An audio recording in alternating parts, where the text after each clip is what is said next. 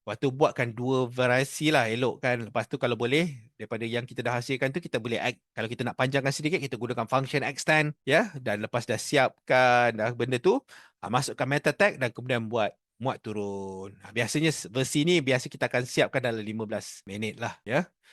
So, mulakan dengan jelas apa yang kita nak hasilkan dulu, liriknya tu, dan masukkan ke dalam sistem penjana, ya, dalam composer, letakkan dia punya style kalau kita perlukan, ya. Kalau kita nak tambahkan aksesori, kita boleh gunakan meta tag, dan juga kalau ada perlu ejaan yang special sikit, kita boleh gunakan phonetic, dan lepas tu itu sahajalah, dan kemudian teruskanlah berkarya.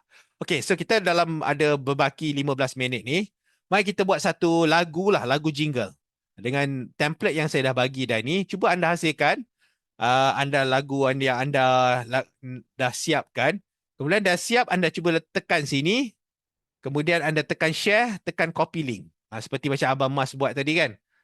Kita tekan enter. Buat macam ni saja. Hantar je dalam chat.